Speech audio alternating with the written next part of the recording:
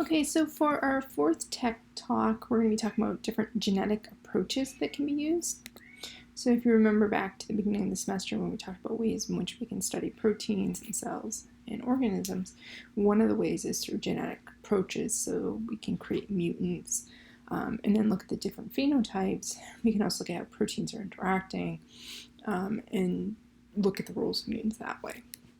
So we're going to talk about several different ways in order to create mutants or knockouts or insertions. First, we'll look at some of the different organisms that are traditionally used in genetic approaches. So this slide is a little busy, but I just wanted to give you some examples of the applications in which we can use genetic approaches and look at the roles of proteins and so how it affects the phenotypes. And so one of the classical ways to do that is Drosophila. So these organisms are relatively small, so they're easy to house.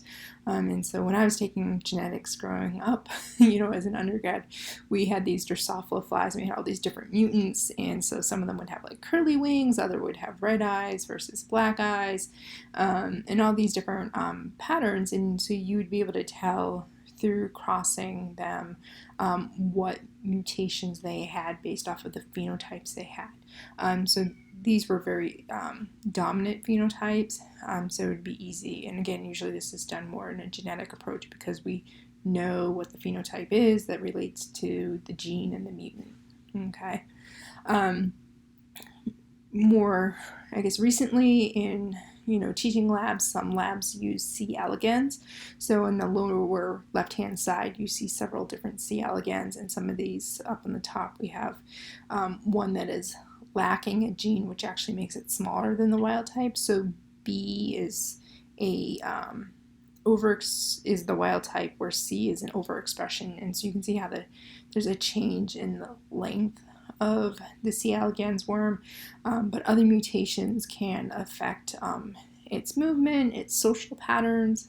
So in the textbook, there's an example where there's a mutation that leads them from, normally they eat socially, so in groups, but if you do a mutation, there's a mutation that causes them to actually eat individually, and we'll talk about how mutants can be used in the C. elegans, and it's relatively like the Drosophila, it's a relatively easy system to use.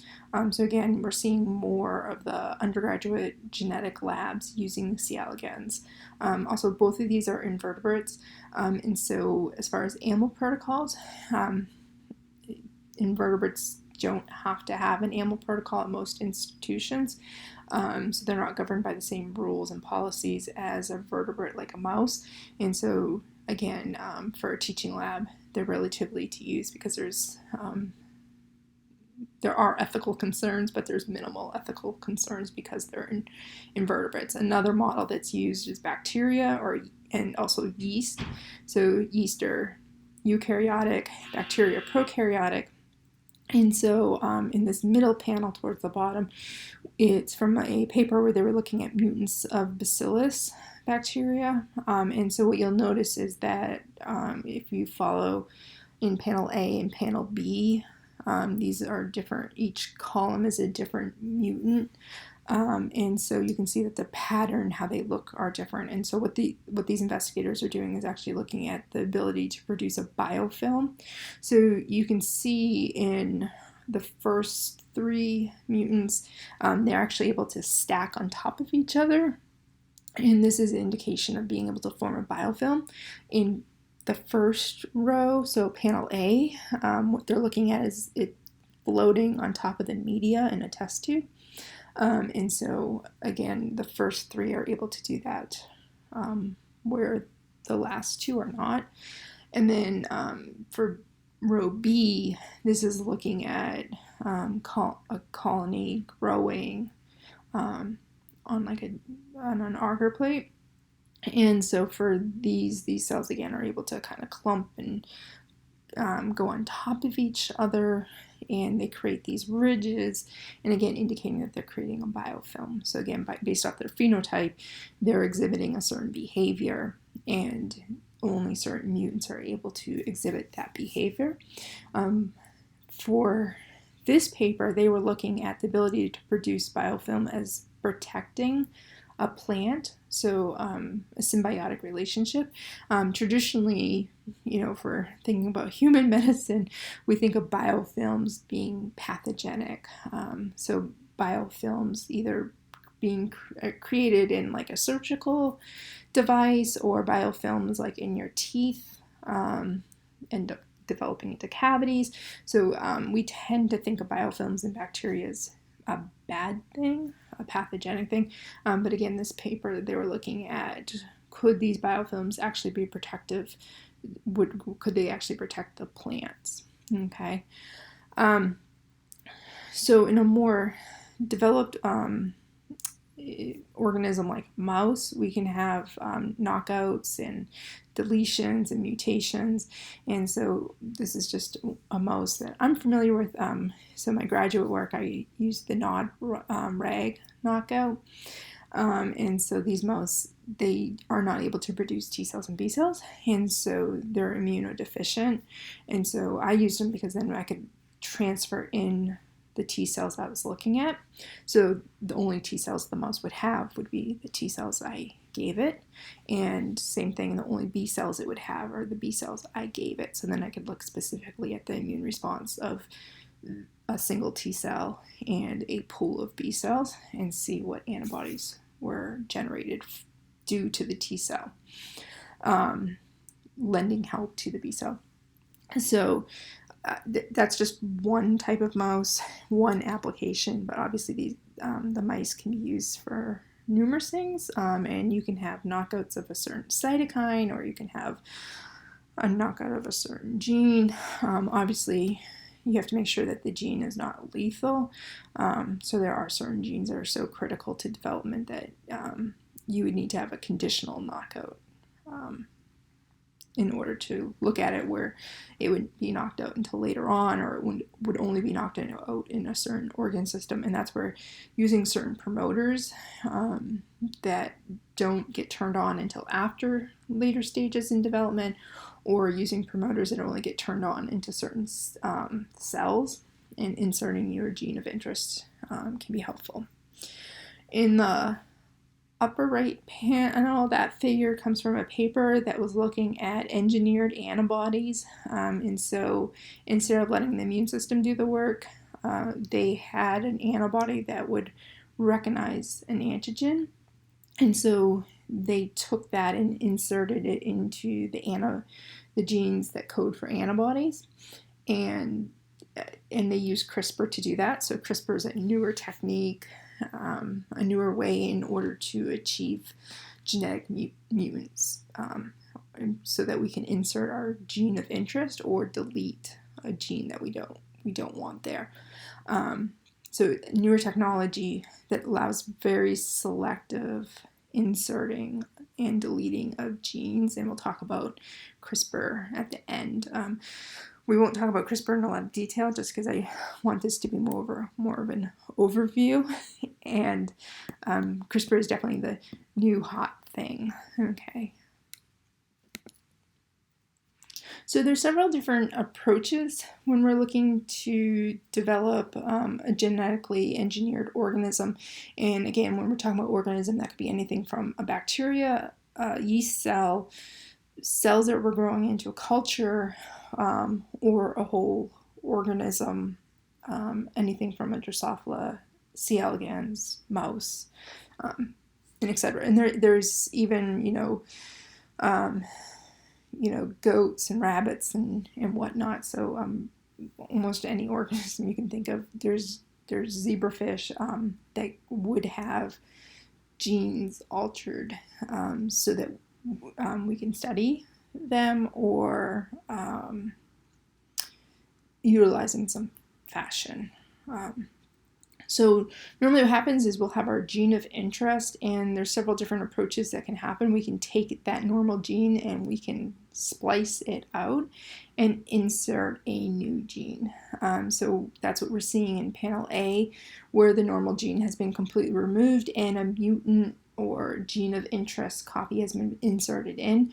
In so many cases, this is done using digestion, so digestive enzymes, so that we are cutting that gene out. So obviously you have to know what the sequence is. You have to find digestive enzymes that will digest those sequences. Ideally, you want sticky ends because sticky ends will allow you to insert your new gene. You would also digest your gene of interest that you want to insert in, so that the ends would match, so it would naturally stick into the right position, and sticky ends help this to happen. At the same time, we could insert a segment that does not code for a gene, so you would have no active gene present. So that's what we're seeing in B. It's either allowed to anneal back together, or basically a junk gene is put in where it doesn't code anything. In some cases, you could leave the normal gene. So if you splice upstream or downstream of the normal gene, you could also then insert in your gene of interest, your mutant gene. So you could actually look at both genes being active and how that affects. Okay. So generally, I would say it's a replacement that is done, or a knockout that's done. In rare cases, you would look at the addition of it. Okay, so in this figure, we're looking at an example of how we could look at cells and mutations to let us gain insight on the role of the protein.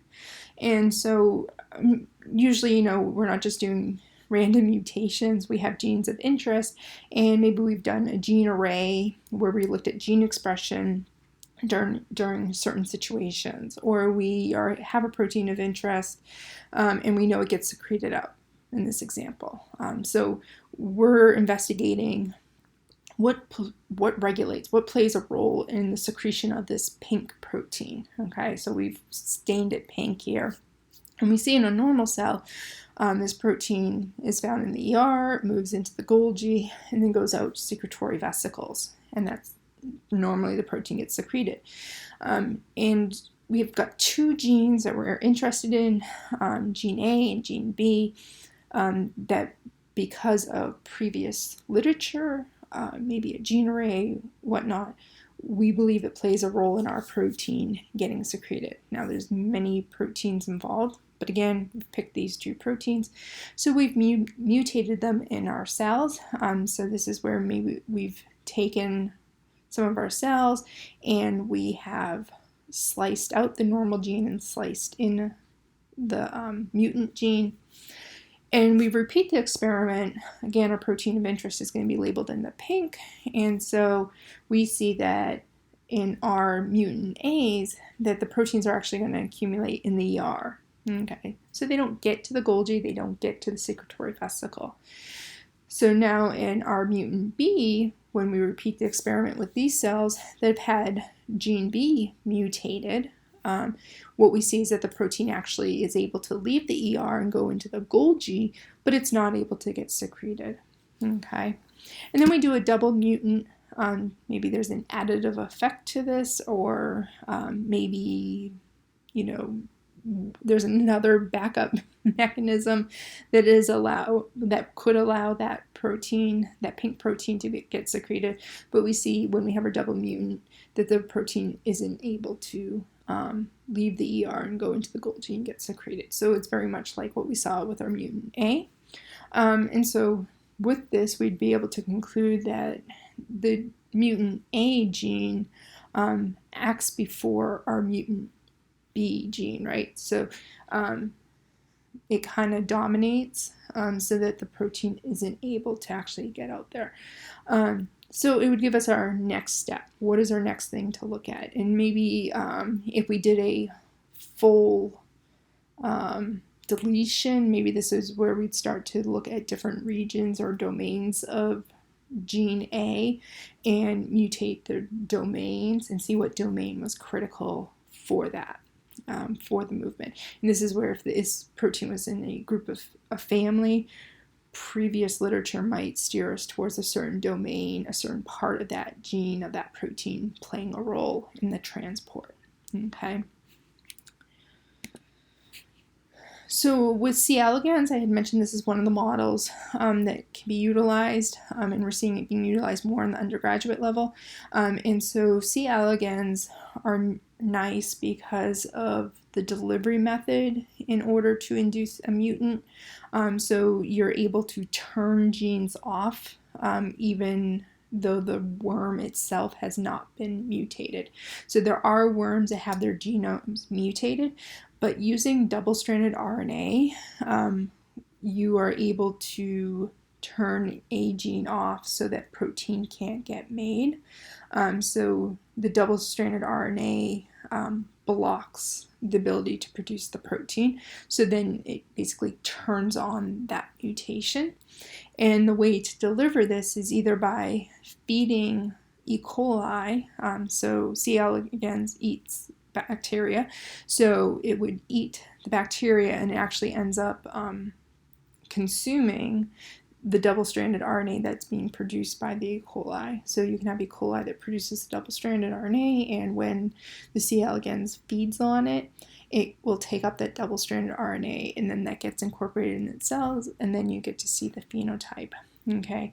Another way is to inject the double-stranded RNA into the worm, and there's even some of them that you can just put the double-stranded RNA into the solution, into the media that the C. elegans are in, and that this can turn off the expression of a gene. Okay, and so here we see the wild type embryo, where we see that we're getting fusion of these two nuclei, one from the egg and one from the sperm. However, in panel C, where we've actually treated it with a gene that's involved in cell division, you can see that they don't have that normal migration of the nuclei, and so this potentially could be lethal, right? So again, C. elegans, as long as you know what the RNA sequence is, and you can produce the double-stranded RNA, either purchasing it from a company, which can be done, or having a plasmid in E. coli that produces that double-stranded RNA, you would be able to turn those genes off and then look at what the role is. And again, there are C. elegans that actually have mutations, but those could be lethal. And so this is a way to have an adult worm and then turn it off. So it allows you that kind of similar to a conditional knockout. Now, when we look at mouse models, those are usually derived by taking embryonic stem cells. And so these embryonic stem cells are separated out, and then the DNA is altered in the same format, the same kind of ways that you would do for a cell line, or tissue culture cells that you're looking at, or bacteria that you're looking at.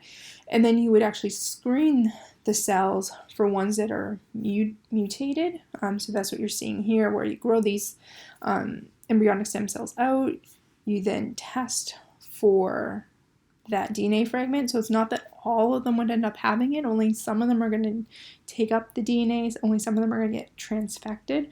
And so you would have to do a screening process in order to find the embryonic stem cells that have that. You allow those to continue to grow up because you're giving the factors which the embryonic stem cells need. And then those can be inserted into an embryo so that you're positioning those cells so that they're going to develop into the embryo, okay?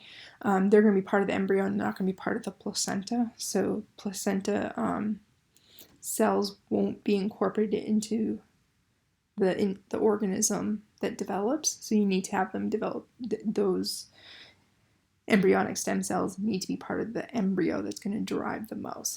So you end up implanting that into a pseudo-pregnant mouse. So you can trick mice into thinking they're pregnant. And then you can do an embryo transfer. those will implant, and then they will have offspring. Now, most likely, those offsprings are going to be mosaic. They're going to have some of the embryonic stem cells that were from the embryo that was isolated. They're also going to have some cells that are the embryonic stem cells that have your mutation in it. And so the trick is finding a mouse that has it in their germline. So generally you want to develop a mutation that also has a like color pattern or some kind of easy phenotypical aspect to see.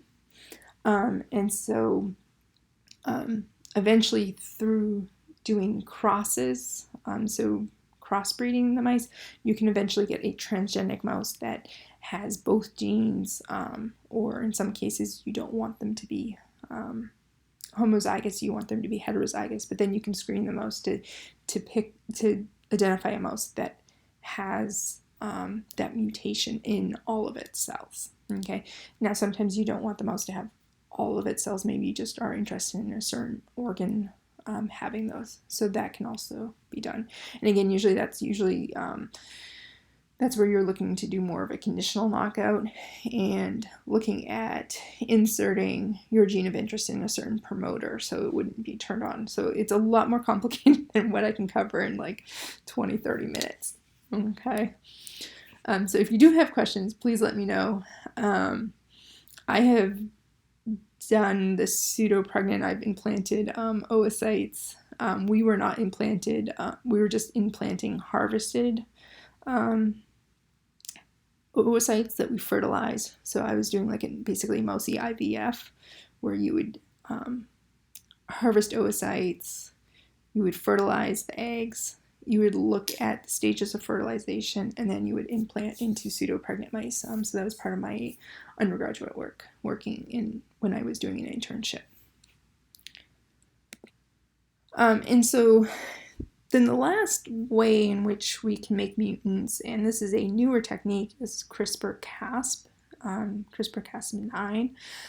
So what this utilizes is a enzyme, Cas9, that is found in bacteria in Streptococcus. And so Streptococcus has a way to make sure that invader genes don't incorporate to their genome. And so it will use Cas9 in order to do that. At the same time, it can insert genes so that it can actually have memory of that.